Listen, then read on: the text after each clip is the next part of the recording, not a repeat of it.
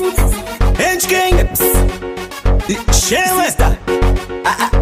Ao Kanis yeah. Ndati ndiite zvekutaura nekuti ndikaimba zvinonkurira ndagokuona uchidarika zvawakatakura ndobva zvangonfurira ndaita stick, stack, stock, stickeni wakatukirira kunge chikeni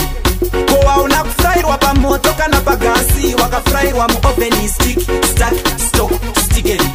kunge ndarova mabonza 11 ko wauna kufurairwa pamoto kana pagasi we unenge wemuoveni yo famba tione ndikanakirwa ndokupa namba dzefoni ukandifonerai automatic ndinotora ndoenda newe kudanger zone ndini chimwana chadokta ndipe mukana ndimbokusofta usaite seunoda kurosha wanditukisa ziso unetenge mcopter stick, stack, stock, stickeni wakatukirira kunge chikeni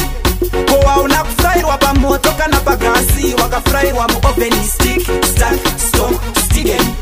kunge ndarova mabonza 11 ko hauna kufurairwa pamoto kana pagasi we unenge wemuoveni ndoita sei kuti ndikuwane zvichibvira ita kuti mazita tichinjane zvimwe kuda hatingasangane unogare pisanta mariya kana manyame daiwa ndipasira runhare ndinokufonera pese pandopinda harare ini ndinogara kumaranderasi asi chaita kuti ndiuye kuno chatitidane stick, stack, stock, stickeni wakatukirira kunge chikeni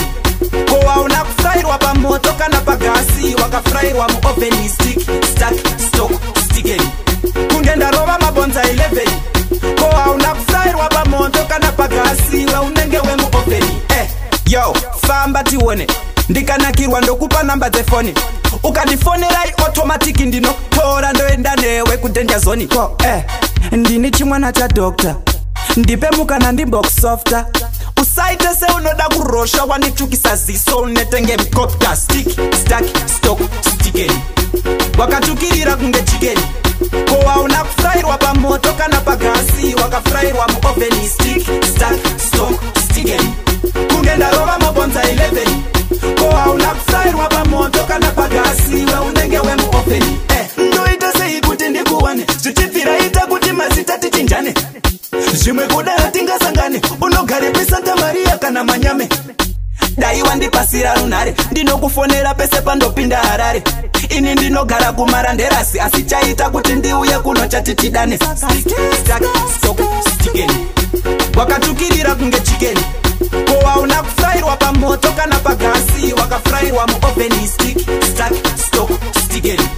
kunge ndarova mabonza 11 ko hauna kufurairwa pamoto kana pagasi we unenge wemuoveni